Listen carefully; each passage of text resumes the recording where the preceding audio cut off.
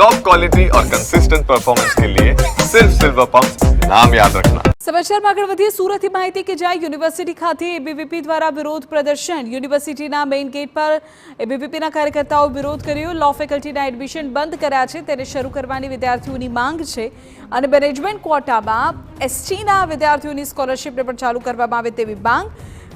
દ્રશ્યમાં જોઈ શકાય છે વિદ્યાર્થીઓ અને પોલીસ વચ્ચે ઘર્ષણ સર્જાયું હતું। પોલીસ દ્વારા કેટલાક પ્રદર્શનકારીઓની અટકાયત પણ કરવામાં આવી। તો માહિતી મળી રહી છે તે અનુસાર દ્રશ્યમાં પણ જોઈ શકાય છે કે કેટલાક એબીવીપીના કાર્યકર્તાઓની અટકાયત કરવામાં આવી હતી। એબીવીપીના કાર્યકર્તાઓએ આરોપ લગાવ્યો કે પોલીસને આગળ ધરીને યુનિવર્સિટી દ્વારા કાર્યવાહી કરવામાં આવી રહી છે। સ્કોલરશિપ મળે, જનજાતિ વિદ્યાર્થી આગળ વધે, ભણે, એના માટે વિરોધ કરી રહ્યા છે અને જે પોલીસને આગળ કરવામાં આવે છે એ શા માટે? અમે કઈ ગલત પ્રવૃત્તિ તો માંગણી હતી તમારી? શું માંગ છે?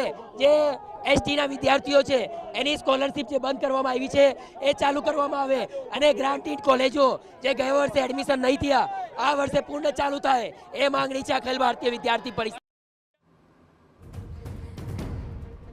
તો જે એડમિશનની પ્રક્રિયા બંધ થઈ છે લો ફેકલ્ટીના એ શરૂ કરવાની માંગ સાથે વિરોધ અને સાથે સાથે જે શેડ્યુલ ટ્રાઇબના વિદ્યાર્થીઓ છે તેઓની સ્કોલરશિપને લઈને પણ માંગ કરવામાં આવી હતી। ઉલ્લેખનીય છે કે પોલીસે કેટલાક પ્રદર્શનકારીઓની અટકાયત પણ કરી જેના દ્રશ્યો પણ સામે આવ્યા છે। પ્રદર્શન દરમિયાન એબીવીપીના વિરોધ દરમિયાન પોલીસ અને એબીવીપીના કાર્યકર્તાઓ વચ્ચે ઘર્ષણ પણ થયું હતું। એ દ્રશ્યમાં પણ જોઈ શકાય છે મોટી સંખ્યામાં એબીવીપીના કાર્યકર્તાઓ આજે યુનિવર્સિટી ખાતે સુરતમાં એકઠા થઈ ગયા અને ત્યાં તેઓએ પોતાની માંગણીઓને ઉગ્ર સ્વરમાં રજૂ કરી હતી, સૂત્રોચ્ચાર કર્યા હતા અને લો ફેકલ્ટીના એડમિશન કે જેને બંધ કરવામાં આવ્યા છે તે શરૂ કરવામાં આવે તેવી માંગણી કરવામાં આવી હતી।